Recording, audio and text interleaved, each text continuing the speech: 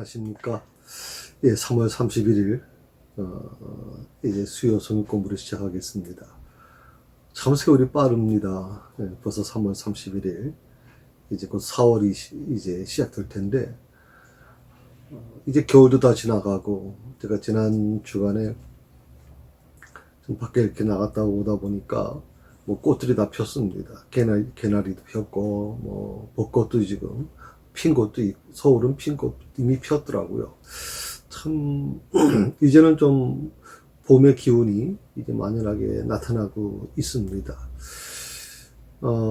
코로나 바이러스도 좀 이런 봄의 기운처럼 좀 완화됐으면 좋겠고, 또 5인 집합 금지도 좀 사라졌으면 좋겠고, 또 우리 성도들 가정의 신방도 좀 속히 이루어졌으면 좋겠고, 바람은 많이 있습니다. 특히 이번 주간 또 고난 주간 우리가 이제 보내고 있는데, 교회에서는 뭐 어떤 행사도 지금 할 수 없는 입장이 되다 보니까 목회자로서도 좀 많이 자괴감이 느껴지고 좀 많이 힘들 수도 있습니다.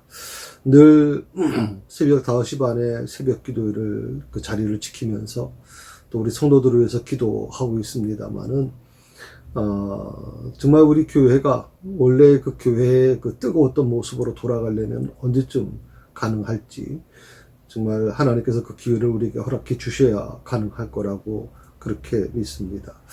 특별히 우리가 이 수요 공부를 하면서 특히 요한복음 19장 이제 공부 들어가게 됩니다만은,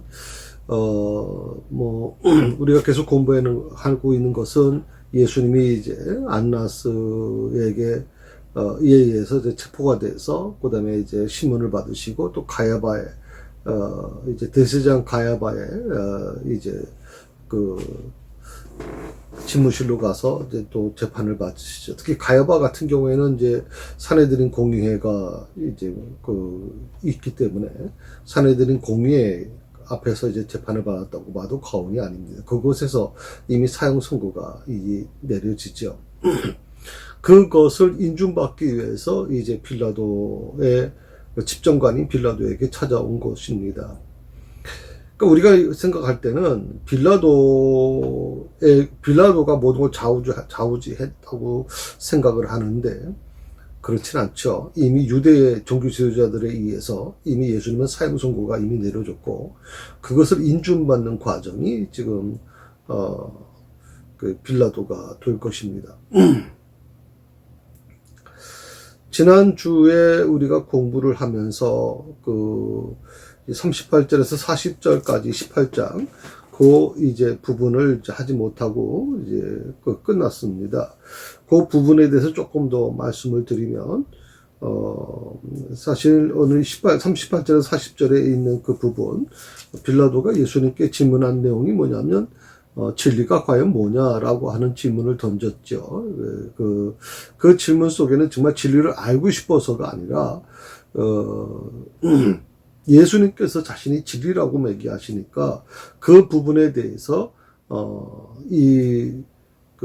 빌라도는 이 헬라 철학에 물든 사람 아닙니까? 그러다 보니까 그가 생각하는 이 진리하고 예수님이 말하는 진리하고의 그 갭이 차이가 엄청나게 클 수밖에 없는 거죠. 그런 부분에 대해서 아마 제 질문을 했을 거라고 생각을 합니다. 오늘 39절 말씀해 보게 되면, 한번 같이 보실까요? 예. 요한복음 18장 39절입니다.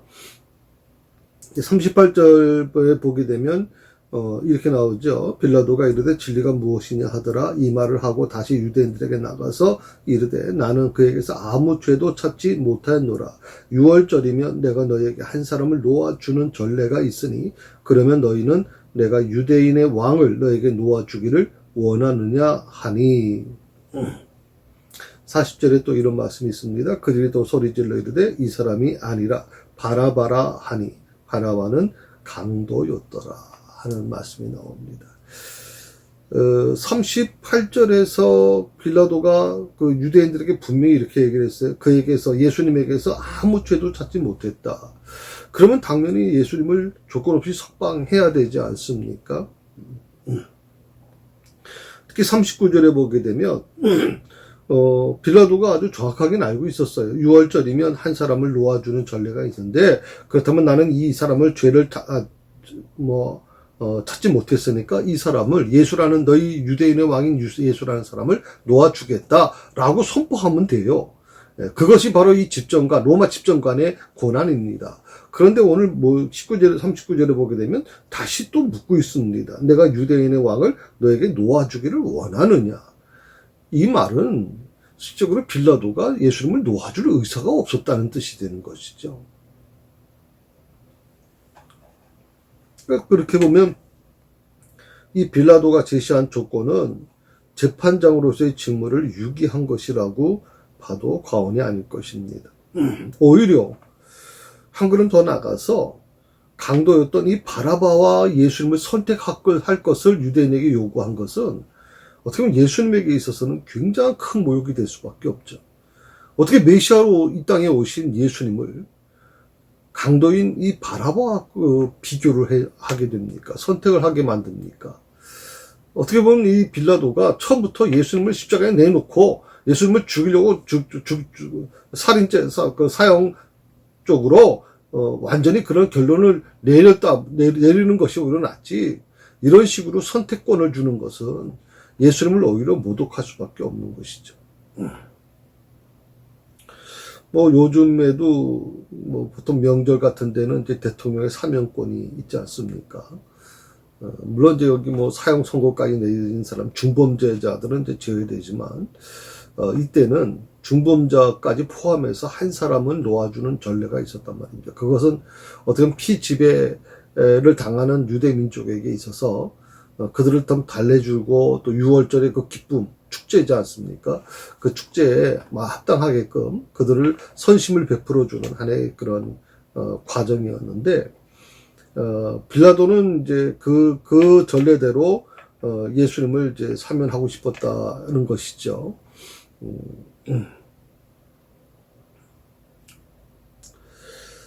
그러나 결국에는 이 선택권을 유대인에게 줌으로 인해서 유대인들은 결국 예수님이 아닌 바라바를 택하게 됩니다. 물론 이 과정에서 정말 유대인들이 바라바를 원했겠는가 하는 것에 대해서는 여러 가지 의문이 제기되죠. 당시 이 종교 지도자들이, 유대 종교 지도자들이 어떻게 보면 그 백성들을 선동한 거 아니냐, 바라바를 살려달라, 풀어달라라고 하는 쪽에서 예수를 이미 죽이려고 이미 자기 자체 내에서는 사형 선고가 내려진 사람이니까, 바라바가 물론 강도요, 굉장히 좀 문제가 있는 사람입니다만은 그 한 사람보다는 예수님이 더 위험한 인물이라고 생각을 했겠죠. 그래서 예수님을 죽는 쪽으로, 사형 선고하는 내리는 쪽으로 결정하게 됩니다. 사실 어떻게 보면 물론 대제사장과 장로들의 그 설득과 충동이 있었다는 건 분명합니다. 이 마태복음과 마가복음에, 마태복음 27장 20절, 마가복음 15장 11절에 보게 되면 이 군중의 선택에 대한 부분에 있어서 이 대제사장들과 장로들의 설득과 충동이 있었다고 그렇게 분명히 말씀하고 있는 거 보면 물론 이제 그런 부분이 있겠죠. 그런데 여기서 우리가 한 가지 분명히 좀 생각해야 될 게 뭐냐면, 진리를 분별하지 못하는 이 무리들의 양심과 선택, 이게 참 저는 굉장히 심각한 문제라고 생각하는 거거든요. 그래서 우리가 여러분들 특히 이 민주주의 국가에서는, 민주주의 나라에서는 대중의, 다수의 의견에 굉장히 중요하게 생각하죠. 다수의 의견을 중요시 여깁니다. 그러니까 다수의 의견은 곧 그것이 진리라고 생각하고 그게 정의라고 생각하는 겁니다. 그래서 요즘에 우리나라도 마찬가지 아닙니까? 이 정부도 마찬가지고 굉장히 어떤 면에서는 다수에 의해서 국민들의 어떻게 보면 지지를 받아서 정권이 세워지고 또 그렇게 정책이 이루어지고 있지 않습니까? 그런데 지금 와서 우리가 곰곰이 생각해 볼 게 뭐냐면, 다수의 의견이 꼭 옳은 것만 있는 것이냐라고 하는 것입니다. 다수의 의견이 잘못될 수도 있다는 것이거든요. 그 다수의 의견이라고 하는 것, 다수의 그런 지지라고 하는 것이 오늘 여기 이 말씀처럼 그거는 대제사장들과 장로들의 그 설득과 충동에 의해서 어떻게 보면 이 군중들이 전혀 뭐 준비가 안 된 상태에서 그들의 그 충동을 받아서 결국 예수님을 죽음으로 몰아가지 않습니까? 불과 일주일 전에 그들이 뭐 어떻게 했습니까? 예루살렘으로 들어오시는 예수님에게 호산나라고 외치고 자기들의 뭐 겉옷을 다 길바닥에 다 깔아서 비록 초라하지만 그래도 왕으로서의 그런 어떤 그 신분에 걸맞게 예수님을 영접했거든요. 그런데 그런 무리들이 놀랍게도요, 이 장로들과 대제사장들의 그 설득과 충동을 받아서 이제는 예수님을 죽음으로 몰아가고 있단 말입니다. 저는 그래서 우리 예수 믿는 사람들은 다수의 의견에 너무 집착하지 않았으면 좋겠다는 생각이 듭니다. 특별히 요즘 같은 경우에는 굉장히 좀 시국에 대한 부분에 대해서 의견이 좀 갈라지기도 하고, 또 교인들 간에도 또 본인들 지지하는 정당도 따로 다를 것이고요. 또 생각도 다를 것입니다. 그러나 한 가지 중요한 것은 다수의 의견이 정리다라고 하는 것을 우리 믿는 사람들만은 좀 안 가졌으면 좋겠다는 것입니다. 무엇이 진리냐라고 하는 것에서 다 모든 사람들이 예수님을 버렸다. 예수님을 다 버리고 예수님을 다 죽음으로 몰아갔지만 끝까지 예수님은 자신이 진리라고 말씀하셨습니다. 그 진리이신 예수님을 따라가는 자들, 그 수가 비록 적은 수고 대다수가 다 예수님께 등 돌렸지만 비록 극소수의 사람들이 예수님을 끝까지 지켜낸 따라간 사람들이 물론 있지 않습니까? 근데 그런 과정을 보면 우리가 진정으로 정말 진리를 찾고자 하는 우리 신앙의 모습, 그 모든 그 여정에 있어서 가장 중요한 게 바로 그 부분이 아닐까. 교회도 마찬가지라고 저는 생각합니다. 교회에서 어떤 일을 하는 데 있어서 다수의 의견으로 모든 걸 몰아가는 그런 일들이 존재할 수 있는데 그것은 절대 그렇게서는 안 됩니다. 교회는 다수의 의견으로 이루어지는 것이 아니라 비록 소수의 의견이라 할지라도 그것이 하나님의 의견, 하나님의 뜻을 대변할 수가 있는 것이거든요. 구약 성경에 보게 되면 백성들이 전체 하나님께 대적하는 과정에 위치에 있었지만 모세 한 사람이, 오히려 의로운 모세 한 사람이 정말 하나님 앞에 온전히 섬으로 인해서 이스라엘 백성들이 죽음의 과정에서 살아나게 되지 않습니까? 모세가 어떻게까지 기도합니까? 하나님과 단판을 짓지 않습니까? 내 이름을 생명책에서 지워주십시오라고까지 요구할 정도로. 어떻게 보면 참 모세는요, 제가 볼 때는 굉장히 좀 어리숙한 사람이었는가 하는 생각이 들 때가 있습니다. 왜? 모든 이스라엘 백성들, 모든 그 이스라엘 지도자들이 다 모세를 대적하지 않았습니까? 모세에게 책임을 물어서 모세에게 그 손에 돌을 쥐고서 모세를 죽이려고까지 지금 하지 않았습니까? 모세가 뭐라고 그랬습니까? 저들이 나를 좀 죽이려고 하고 있습니까? 나를 버렸습니다라고 얘기할 때 오늘 하나님께서 뭐라고 말씀하셨냐면 그들이 너를 버린 것이 아니라 나를 버렸다라고 말씀하고 계시는 겁니다. 그러니까 숫자가 많다고 해서 그것이 정의고 그것이 옳은 것이 아니라는 겁니다. 단 한 사람, 정말 의로운 사람, 하나님이 선택한 사람, 하나님의 마음에 합당한 사람, 단 한 사람만 있으면 그 사람을 통해서 하나님은 역사를 만들어 가신다는 것입니다. 우리가 이것을 좀 잊지 않았으면 좋겠습니다. 진리를 분별하지 못하는 무리들, 그 수가 몇 명이든 그것은 중요한 게 아닙니다. 오히려 진리를 분별하지 못하는 그 무리들 때문에 오히려 심각한 문제가 일어나게 되고 교회도 혼란이 일어나고 분열이 일어나는 것입니다. 그래서 항상 이 부분을 우리가 염두에 뒀으면 좋겠다 생각이 듭니다. 자, 오늘은 원래는 이제 19장 1절에서 3절까지 지금 말씀을 드리려고 합니다.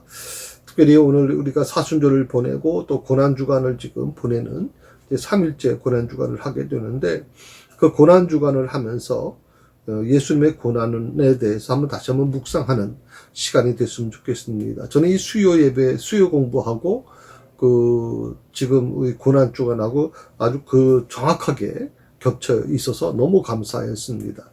뭐 제가 의도적으로 그렇게 한 게 아닌데, 정말 그렇게 된 것 같습니다. 그래서 너무, 참, 저도 흐뭇하고, 또 이 고난주간에 우리가 뭐 새벽 기도에도, 특별 새벽 기도에도 지금, 안 하지 않습니까? 뭐 못한다고 말씀을 드리는 것이 옳은데, 원래는.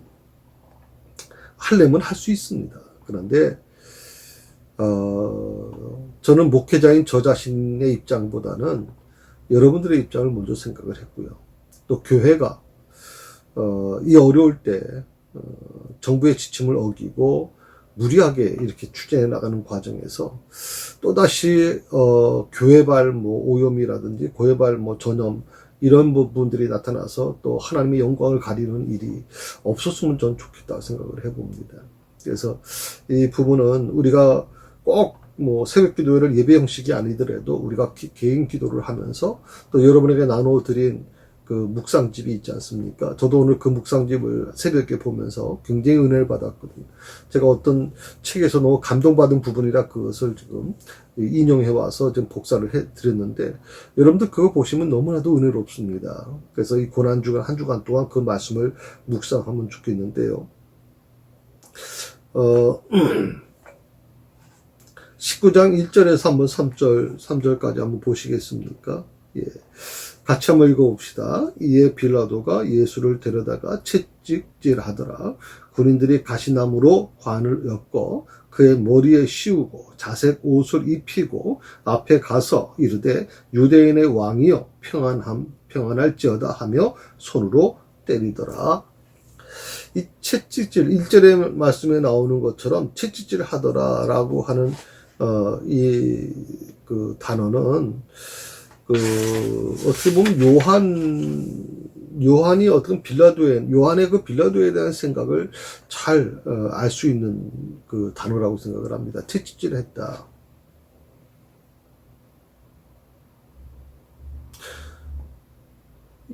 여기서 분명히 빌라도가 이렇게 하죠. 빌라도가 예수를 데려다가 채찍질 하더라. 요한은 분명하게 그렇게 규정해 놨습니다. 빌라도라고 명확하게 지적해 놨죠.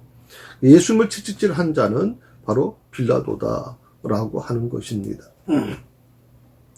근데 마태복음 27장 26절과 또 마가복음 15장 15절 뭐 같은 내용입니다. 예수는 채찍질하고 십자가에 못 박히게 넘겨주니라. 이렇게 그것도 뭐 마태 마가도 마찬가지 부분이겠지만, 요한복음서와는 이 채찍질 하다는 우리 그 한글 번역본에는 같은 단어로 쓰여졌는데, 이것이 원어에 보게 되면, 헬라어 원어에 보게 되면 다른 단어로 사용되거든요. 그게 뭐냐면 프라겔로사스라고 하는 단어로 쓰는데, 이 단어는 공식적인 형벌을 나타냅니다. 그러니까 요한복음에 나타나는 채찍질과 마태복음과 마가복음에 나타나는 채찍질의 단어가 조금 다르다는 겁니다. 그러니까 특히 마태복음, 마가복음에 나오는 채찍질은 굉장히 공식적인 형벌이었다라고 얘기하는 겁니다. 공식적인 형벌이라는 것은 죄인이 잡혀서 이제 신문을 받고 이런 뭐 여러 가지 과정에서 채찍질을 하는, 이것은 어떻게 보면 공식적인 형벌에 해당되는 것이라는 것입니다. 요한이 그 공관복음 기자들, 특히 말하면 마태, 마가, 누가복음에 있는 기자들과 다른 용어를 사용한 것으로 보면 예수님에 대한 이 채찍질이 한 번이 아니라 두 번이 아니었겠나, 그렇게 학자들은 얘기합니다. 그러니까 첫 번째 마태, 마가가 얘기하는 채찍질을 이제 프로겔로사스라고 하는 이 단어는, 채찍질하다라고 하는 단어는 공식적인 형벌이었고 채찍질이었고, 요한이 얘기하는 이 형벌은 두 번째 채찍질, 그러니까 공식적인 형벌은 아니고 그 추가적인 채찍질이었을 것이다라고 얘기를 하고 있습니다.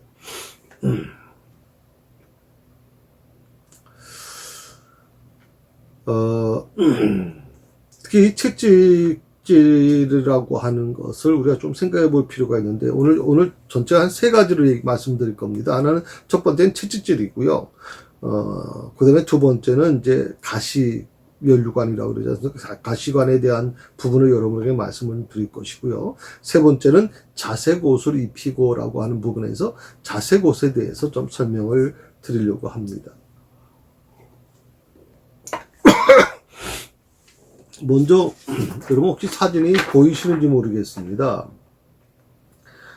그 위에 부분은 이제 가시관 조금 다음에 말씀을 드릴 거고요. 저 밑에 있는 것이 바로 채찍입니다.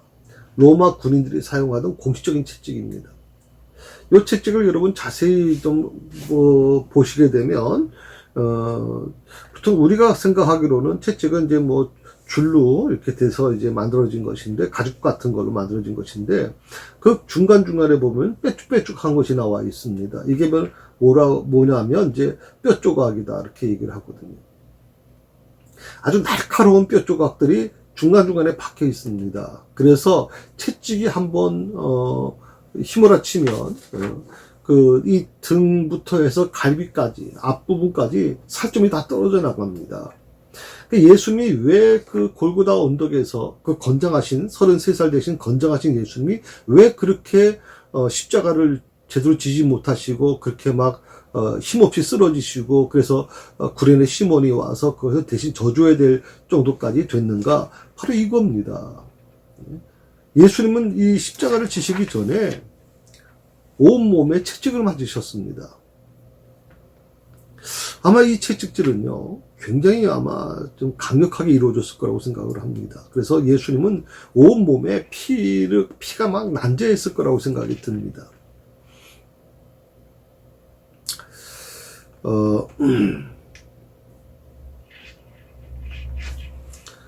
그리고 2절의 말씀에 보게 되면, 그렇게 나오죠. 군인들이 가시나무로 관을 엮고 그의 머리에 씌우고 자색 옷을 입히고, 가시나무로 관을 엮었다. 왜 가시면류관이라는 말을 보통 우리가 씁니다만은, 여기서 말하는 가시에 대한 설명을 좀 말씀을 좀 드려야 될 것 같습니다. 여러분 조금 전에 좀 봤던 것이 바로 이 채찍거리 위에 있는 게 이제 가시면류관입니다. 가시관인데요. 어떻습니까? 잘 보이십니까? 굉장히 아주 가시가 굉장히 큽니다. 이 가시는요, 저도 우리나라에서 이런 가시로 된 나무가 있나, 줄기가 있나 생각할 정도로 굉장히 가시가 큽니다. 이거는 한번 찔렸다 그러면 살 깊은 곳에 들어갈 정도로 아주 굉장히 무서운 것이거든요, 이 가시는. 또 여러분에게 좀 말씀을 드릴 수 있는 게 뭐냐면, 이 가시면류관이라고 하는 이 나무를 면류관을 어떤 나무로 만들었느냐 할 때, 예루살렘 근처에는 이 스피나 크리스타라고 하는 거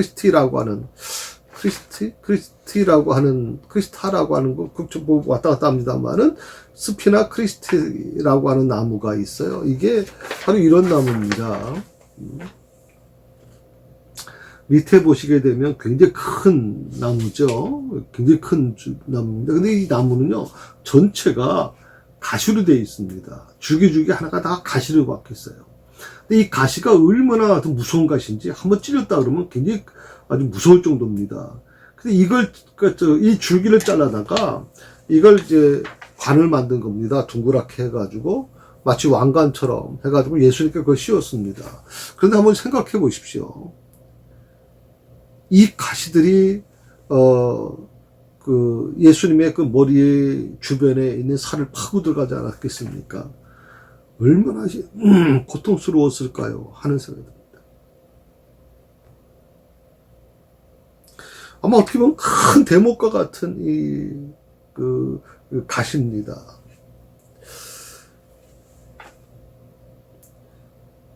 이 스피나 크리스타라고 하는 이 나무, 좀 어떻게 보면 굉장히 무서운 나무예요. 마치 이 예수님의 그 예언을 이루기 위해서 생겨난 나무처럼 느낄 정도로 어떻게 이런 나무가 생존할 수 있는가 하는 것은 아마 근동지방이기 때문에 굉장히 사막화된 곳이 아닙니까? 물이 귀하고 하다 보니까 사막에 있는 나무들이 굉장히 지금 자기를 보호하기 위해서 가시가 만들어지고 굉장히 아주 강력하죠. 그래서 그 잎사귀가 또 있는데, 잎사귀는 실제로 왕이나 장군들의 면류관으로 사용되었다라고 그렇게 얘기합니다. 예수님은 바로 이 가시나무로 면류관을 이제 만든 이 가시 면류관을 쓰시게 된 겁니다. 그러니까 한번 여러분 생각해 보십시오. 등에는 온통 채찍이 맞아서 나비나 또 뼈 조각으로 만든 이 아주 날카로운 그런 어떤 채찍이 맞음으로써 온 몸이 다 찢겨나가고 뭐 갈비뼈가 아마 보이지 않았겠습니까? 막 사방이 온통이 피투성이 됐을 거란 말이죠. 우리가 지금 영화를 예수님의 그 마지막 이제 고난주간 내용을 이제 우리가 영화를 본 적이 있습니다만은 거기 보면 난자하지 않습니까? 정말 피가 온통 난자한 모습이 보이죠. 너무 참혹해서 차마 틀어드리기가 힘들 정도로 굉장히 참혹한 모습이 있죠. 거기에 면류관까지 있어가지고 온통 뭐 머리에서 피가 흐르고 눈을 뜰 수 없을 정도의 모습 아닙니까? 그리고 군인들이 가만히 있었습니까? 군인들이 껄핏하면 예수님을 주먹질하고 뭐 하여튼 해서 예수님 얼굴이 다 뭐 원통 뭐 시퍼렇게 멍들고 뭐 온몸이 다 부지 않았습니까? 그 얼굴이. 자, 이렇게 예수님은 고난을 당하신 겁니다. 우리가 생각하는 그 고난의 개념을 뛰어넘고 계시다는 것이죠. 우리는 이따금 뭐 아주 작은 가시에 찔려도 아프다고 막 정말 힘들어서 그거 빼느라고 아주 고통스러워 하는데, 예수님은 그 어마어마한 가시, 정말 상상할 수 없는 이 가시 같은 이 스피나 크리스트라고 하는 이 나무의 그 가시를 온몸에 특히 그 얼굴 주변, 머리 주변 전체를 다 가시로 박혔으니 예수님이 얼마나 고통스러웠을까 하는 겁니다. 얼마나 고통스러웠을까. 십자가에 달리시기 전까지 어떻게 보면 예수님은 너무나도 고통당하실 수밖에 없었어요. 너무나도 고통당하실 수밖에 없어요. 우리는 십자가만을 생각합니다만 십자가에 달리시기 전에 이미 예수님은 너무나도 많은 힘든 과정을 겪으신 겁니다. 그러니까 이사야서에 나오는 이사야 50장 60장 나오는 이 모든 예수님의 고난의 모습은 마치 도살장에 끌려가는 어린 양처럼 정말 예수님의 삶은, 예수님의 모습은 너무 비극적이어서 차마 눈 뜨고 볼 수 없을 정도였다고 생각을 하는 겁니다.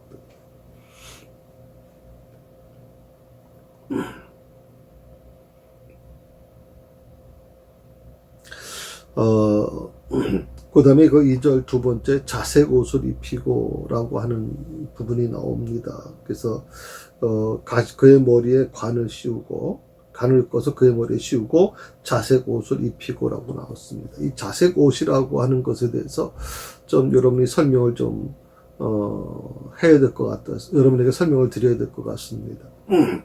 이 자색 옷이라고 하는 것은 이제 뼈고둥이라고 하는 열대에 있는 열대산인데 소라고둥입니다. 우리말로 하면 이제 소라고둥입니다.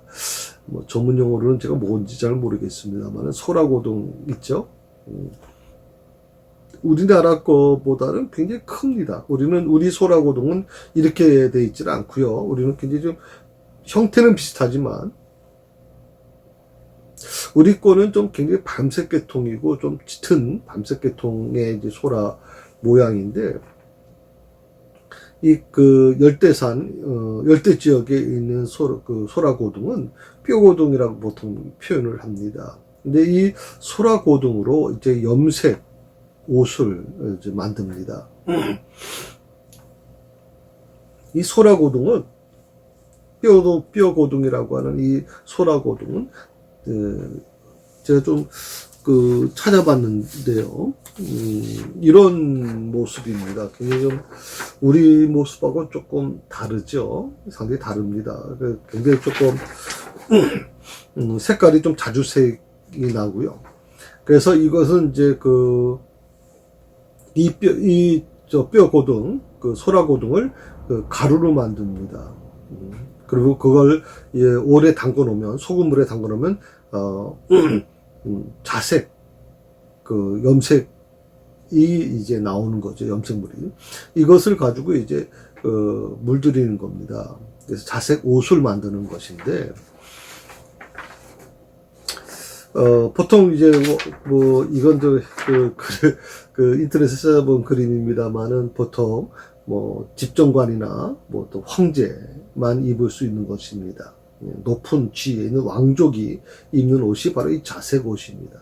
이 자색이라고 하는 것을 여러분이 좀 먼저 생각해 볼 필요가 있는데,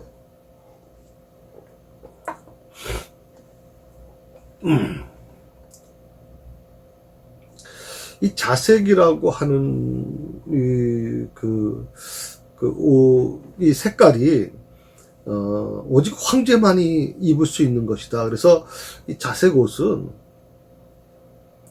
네로 황제 때는요, 황제 외에는 절대 입을 수가 없었습니다. 물론 네로 황제 이후에 다른 황제들은 왕족들이나 무슨 집정관, 다른 피지배 국가의 어떤 집정관이나 이런 사람, 총독이나 이런 사람들한테는 입을 수 있었지만, 네로 시대만큼은 네로 황제 외에는 누구도 자색 옷을 입어서는 안 됩니다.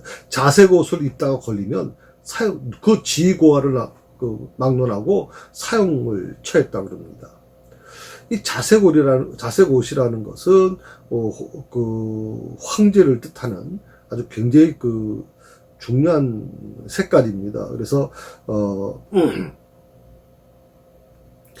그건 어떻게 보면 다른 색깔도 많이 있었을 텐데, 왜 하필 이 자주색에 대한 부분이 그렇게 귀한, 색으로 이렇게 이해되어졌느냐라고 하는 건데, 그 염색 과정이 어려웠기 때문에 그렇습니다. 굉장히 염색 과정이 어려웠다고 그럽니다. 그래서 최고급 옷감으로 인정됐다.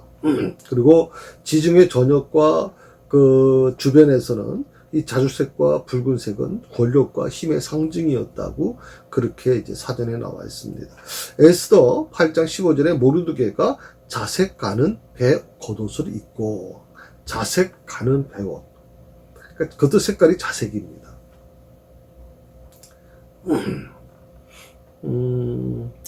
또 다니엘 5장에 보게 되면 왕이 크게 소리하여 누구든지 이 글자를 읽고 그 해석을 내게 보이면 자주 옷을 입히고 라고 하는 말이 나오거든요. 왕의 이제 왕이 이제 벽에 글씨가 있었지 않습니까? 근데 그 글씨를 또 아니면 본인이 꿈을 꾼 건데 그 꿈을 해석해 주는 사람에게는 자주 옷을 입히겠다라고 이제 왕이 얘기하죠. 누가복음 16장 19절에 보면 부자와 나사로 이야기가 나오는데 그 한 부자가 성경에 그렇게 나와 있습니다. 자색 옷과 고운 베옷을 입었다. 이 자색 옷을 입었다라고 하는 것은 어느 정도 부자였는가 하는 겁니다.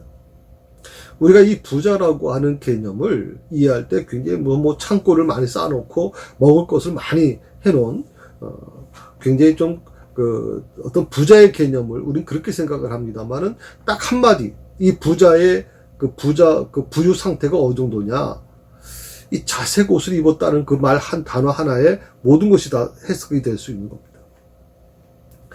자색 옷은 조금 전에 말씀드린 것처럼 이건 왕족만 입을 수 있는 것이거든요. 돈 가지고도 살 수 없는 것이 바로 자색 옷입니다. 굉장한 부자라는 뜻이죠. 마가복음 15장 17절에 예수에게 자색 옷을 입히고 라고 얘기 나와 있죠. 자색 옷을 입히고.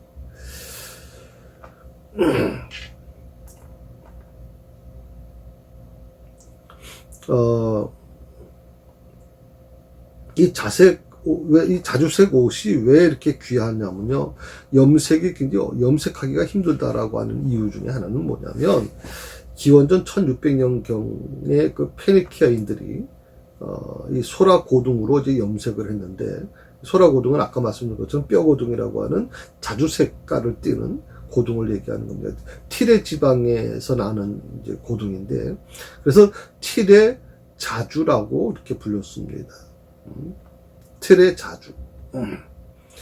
그래서 20세기 초에 독일 화학자 한 사람이 이 염색법을 한번 재현해 봤습니다. 왜 자주색 옷이 이렇게까지 귀하고 굉장히 아주 신분을 나타내는 그런 쪽까지 갈 수 있을 수밖에 없었는가 해서 염색법을 그 당시의 상황, 기원전에 있었던 그 염색법 자체, 이 염색 자체는요,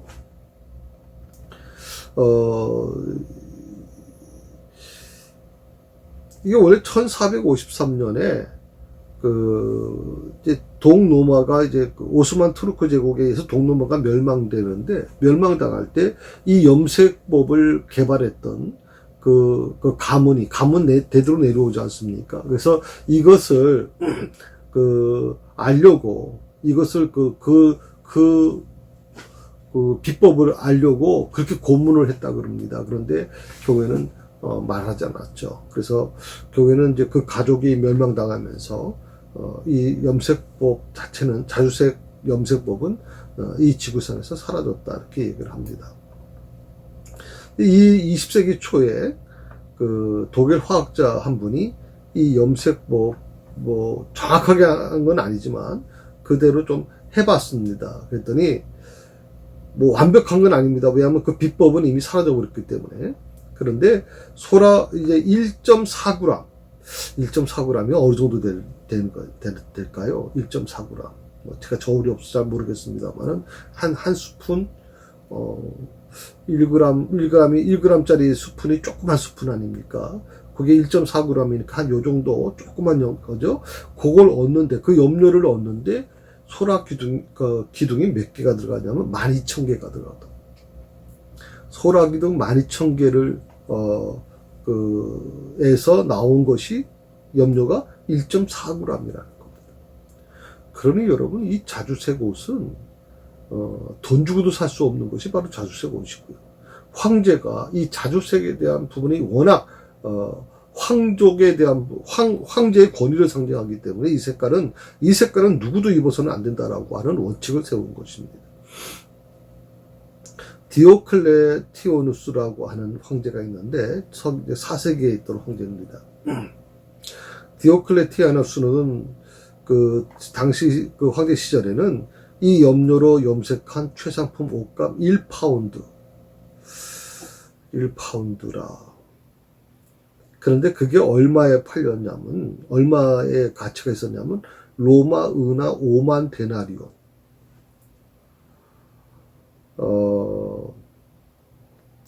보통 당시 석공 1당이 50데나리온입니다. 그런데 이 옷감 한 파운드가 5만 데나리온입니다. 5만. 상상할 수 없는 것이죠. 상상할 수 없을 정도의 가치입니다. 그리고 조금 전에 말씀드린 것처럼 네로 황제는 자신만이 이 색깔을 사용할 수 있으며 다른 누구든 이 염료를 쓰다가 발각되면 사형에 처한다고 그렇게 공포를 했습니다. 우리가 이 자주색을 얘기하다 보면 누가 좀 떠오르지 않습니까? 누가 떠오르시나요?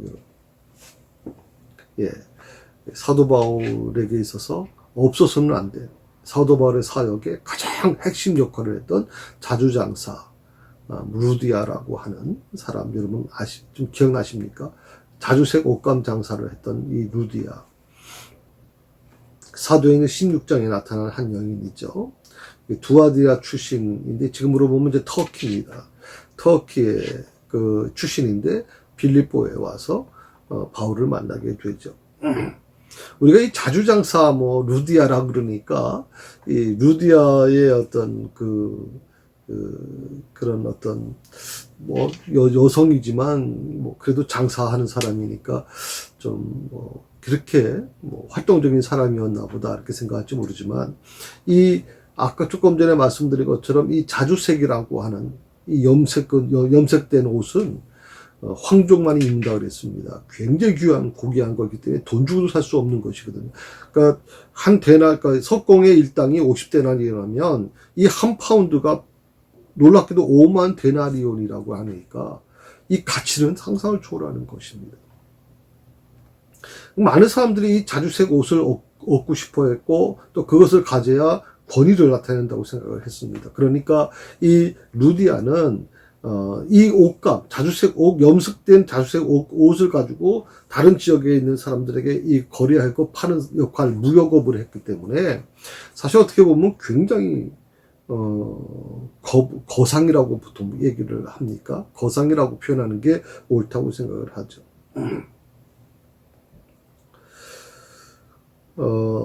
이런 어떻게 보면 국제 무역하는 아주 대단한 그 무역가였던 이 자주장사 루디아가 어떻게 보면 그 예수님을 영접하고 그리고 사도 바울을 돕는 일꾼이 되었다라고 하는 겁니다. 그러니까 사도 바울의 그 복음 전하는 선교 활동에 이 루디아가 어느 정도까지 참여했을까 하는 겁니다. 굉장히 저는 대단한 역할을 했을 거라고 생각하거든요. 그래서 이 부분을 우리가 염두에 둔다면 교회에서 어떤 면에서는 교인들마다 다 삶이 다릅니다만은 어떻게 보면 우리가 항상 얘기할 때마다 뭐 부자는 뭐 천국에 들어가기 어렵다 그런 어떤 표현을 썼습니다만은 예수님이 말씀하시는 부자는 단순한 부자를 얘기하는 게 아닙니다. 자색 옷을 입은 부자. 그 정도의 상상할 수 없는 그런 부자를 얘기하지 않습니까? 그럼 부자가 다 나쁘냐? 그건 아닙니다. 주를 위해서 하나님이 주신 그 물질을 아름답게 선용하고 아름답게 쓰는 사람들은 정말 복음 전하는데 귀하게 쓰임받을 수 있는 것이고요. 또 하나님의 교회, 특히 새사랑교회가 앞으로 주를 위해서 일하려고 하는 데 있어서 굉장히 귀하게 쓰임받을 수 있다고 저는 생각을 합니다. 우리 황민 집사님도 그 사업하는 목적을 뭐 노숙인 사역을 위해서 하시겠다고 이렇게 해서 물질을 많이 헌신하고 있지 않습니까? 물질이라고 하는 것 자체가 나쁘다 이렇게 생각하지는 않습니다. 물론 돈이라고 하는 것은 만몬이라고 해서 굉장히 좀 우리에게 위험스러운 것일 수 있습니다. 그러나 이 돈이라고 하는 것이 유익하게 주를 위해서 쓰여졌을 때는 이것이 굉장히 하나님의 영광을 드러내는 그런 곳에 쓰여질 수 있다는 것이거든요. 그래서 이 물질의 문제는 굉장히 우리가 좀 신중하게 다룰 필요가 있다고 생각을 해봅니다.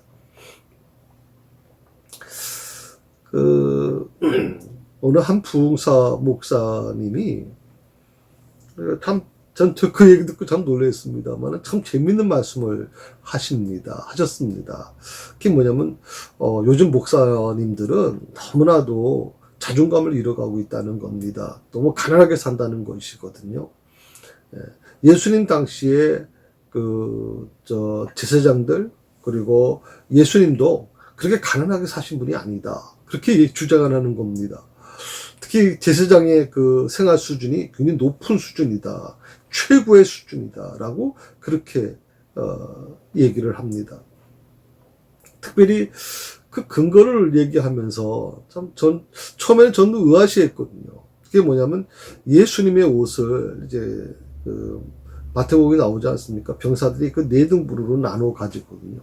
그 옷에는 뭐 피도 많이 묻었을 것이고 뭐 예수님이 온통 온몸이 난자 있으니까 그 옷을 왜 네 등분으로 나누느냐라고 하는 것에서 뭐 여러 가지 이제 해석이 있었습니다만 이 자색 옷이라고 하는 것에 대한 개념이 나오기 전까지는 그냥 예수님에 대한 부분에 있어서 존경했기 때문에 뭐 그러지 않았겠나 이렇게 얘기하는 분들도 있고 또 주석책에도 보면 이제 그런 표현을 나오는 부분도 있습니다. 그런데 예수님의 몸에 걸쳐졌던 이 자색 옷이 물론 새 옷은 아닐 거라고 생각합니다. 그 엄청나게 비싼 황중만 입을 수 있는 옷을 예수님에게 입혔다라고 하는 것은 뭐 그건 우리가 상상할 수 없는 것이고요. 다만 이 헤롯이나 빌라도가 입다가 버린 것이다라고 이렇게 얘기를 하는 분들이 있습니다.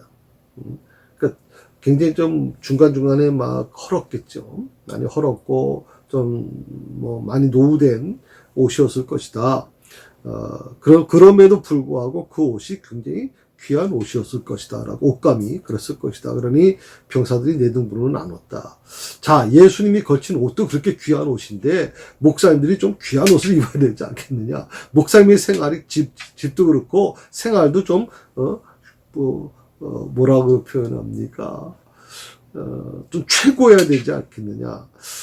그런 얘기를 하시는 분이 목사님들이 계셨습니다. 특히 부흥사 목사님들 중에 많이 좀 그렇게 얘기를 합니다. 그 근거가 완전히 틀린 건 아닙니다. 예수님의 그 거치신 자주색 옷이 만약에 빌라도나 헤롯이 거쳤던 옷이었다면 그 옷은 굉장한 가치가 있는 옷이었던 것은 사실입니다. 그러나 한편으로 보면 그 예수님이 거쳤던 옷은 굉장히 부끄러운 것이죠. 어떻게 보면 그들이 뭐 유대인의 왕이라고 그렇게 해서 입힌 옷이지만 그 예수님의 모습을 보면서 얼마나 그들이 희덕거리면서 그렇게 했냐 이 말입니다. 정말 그들이 예수님을 유대인의 왕으로 생각을 했겠냐 이 말이죠. 인류를 구원할 메시아로 생각했겠냐 이 말입니다. 오늘 3절의 말씀에 보게 되면 앞에 가서 이르되 유대인의 왕이여 평안할지어다 하며 손으로 때리더라 이렇게 나옵니다. 앞에 가서 그러니까 로마 군병들의 이 그 행위 예수님을 손바닥으로 때리는 행위인데 이것이 한 번에 끝난 것이 아니라 반복되었다는 것을 의미하는 구절이 바로 이 앞에 와서 가로되라고 하는 말이거든요.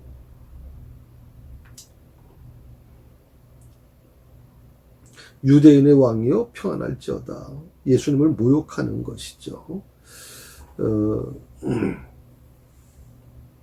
유대인의 왕이요 평안할지어다. 이 황제 숭배와 관련된 이 조롱하는 것은 아마 빌라도에 의해서 명령된 건 아닐 거라고 생각합니다. 왜냐하면 빌라도가 황제를 대신해서 총독으로 와 있는데 그 집정관으로 와 있는데 이 황제를 빗대서 하는 이 조롱은 여러분 절대 허락하지 않았겠죠. 그런데 결국에는 사형 선고를 받았고 또 어떻게 보면 그 백성들이 막 지금 흥분의 도가니에 있지 않습니까? 막 지금 정신을 못 차립니다. 열광하는 거죠. 광란에 빠진 겁니다. 그래서 정치인들은 말입니다. 항상 그런 걸 생각을 합니다. 국민들을 선동시킬 수 있는 그리고 군중들을 이 광기로 군중들 속에 있는 광기를 끌어내려고 하는 그런 정책들이나 그런 것들을 많이 하려고 합니다. 그러니까 군중들이라고 하는 것이 조금 전에도 말씀드렸지만 참 위험할 수 있다는 겁니다. 굉장히 위험할 수 있습니다. 특히 신앙생활을 하는 데 있어서 굉장히 위험할 수 있습니다. 이걸 여러분 염두에 두셔야 될 것 같습니다. 손바닥으로 때리더라라고 이제 얘기했죠. 이거 지난번 잠깐 말씀드렸습니다. 근동지방에서는 심각한 모욕행위다. 손바닥으로 때렸다.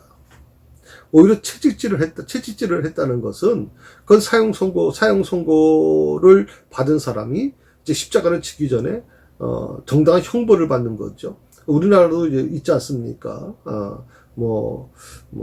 곤장 몇 대를 때린다. 이런 것은 어떻게 보면 형벌의 과정이기 때문에 그것은 큰 문제가 되질 않습니다. 그런데 손바닥으로 때린다는 것은 심각한 모욕행위라고 제가 말씀을 드렸거든요. 그 이유가 뭐냐면 신의 성품을 가진 자를 손바닥으로 때린다는 것은 부끄러움을 주는 것이기 때문에 아주 수모를 주는 것이기 때문에 개선은 안 되는 것이다 라고 제가 말씀을 드렸습니다.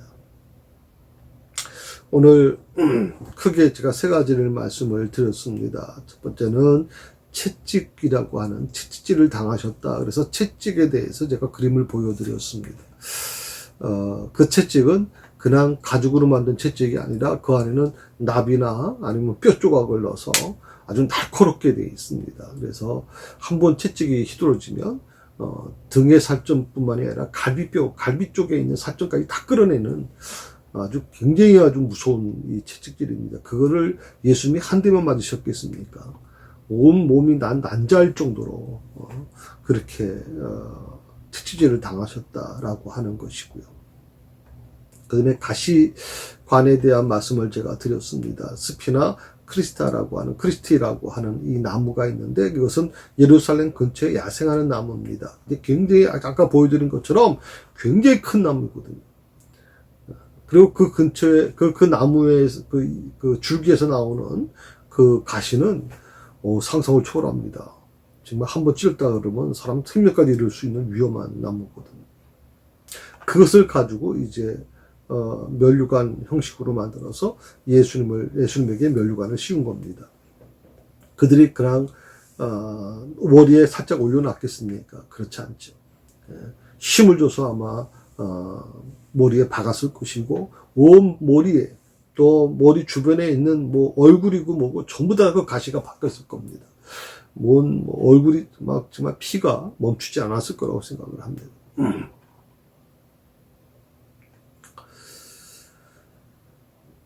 그리고 자색 옷에 대한 말씀을 제가 드렸습니다. 자색 옷은 단순한 그런 옷이 아니라 굉장히 그 소라고등으로 만들어지는 것인데, 염색된 것인데, 왕이나 귀족들만 입을 수 있는 것이었다. 그리고 그 가치는 굉장히 아주 그 높아서 석공의 이 땅이 50데나리온인데 이 가치는 1파운드에 5만 데나리온의 가치가 나가는 그 금값으로 매겨질 정도로, 보통 사람은 입을 생각도 못하고 웬만한 부자도 입지 못합니다. 야, 이거는 뭐 정말 부의 상징이고 권력의 상징입니다.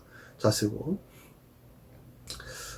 그러면서 제가 말씀을 드린 건 사도 바울 바로 옆에 이 자주장사, 자주색 옷감 장사입니다.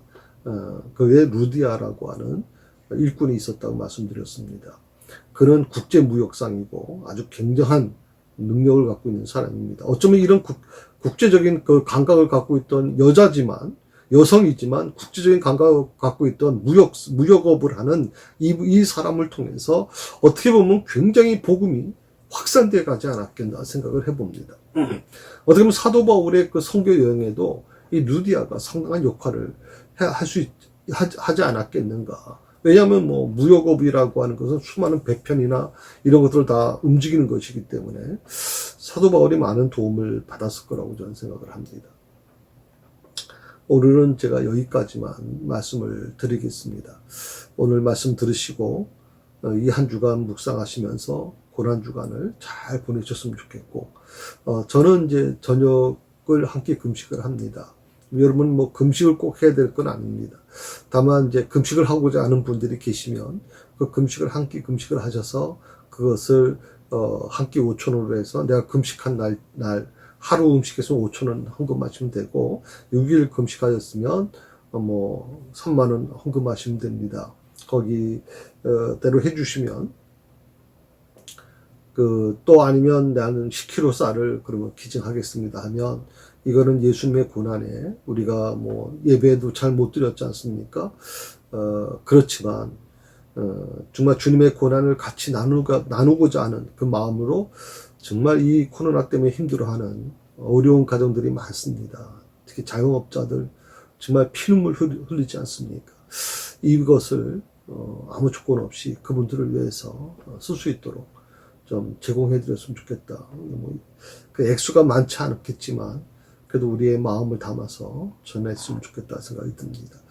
그리고 이제 이번 주 토요일은 비가 많이 와서 바깥에 청소를 많이 못하지 않겠나 생각도 합니다만은, 그럼에도 불구하고 지금 봄 대청소를 하려고 합니다.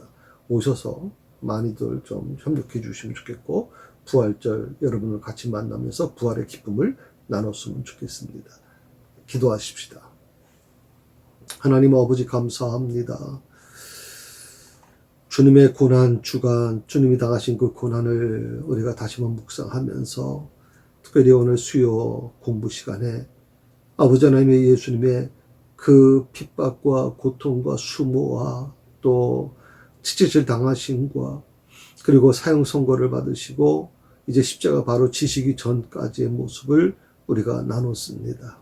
하나님, 이 고난주간 우리의 마음을 주관하여 주셔서 우리가 어디 있든 간에 주님과 동행하는 한 주간이 되게 하여 주시고, 주님의 아픔을 느끼며 내가 이 사회, 우리 현실 속에서 고통당하는 자들과 같은 마음으로 느끼는 그런 한 주간이 될 수 있도록 주여 도우시고 인도하여 주옵소서.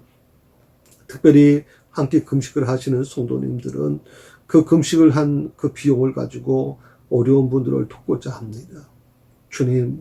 주님을 생각하는 마음으로 이루어지는 이 아름다운 금식이 정말 하나님 의도적인 것, 의식적인 것이 아니라 형식적인 것이 아니라 간절한 마음으로 드려지는 것이 되게 하여 주시고, 주님의 마음이 곳곳에 절망 중에 있는 사람들에게 희망을 주는 귀한 아버지 하나님이여 물질이 될 수 있도록 도와주옵소서. 한 주간 승리하게 해주심을 감사하며 예수님의 이름으로 기도드립니다. 아멘.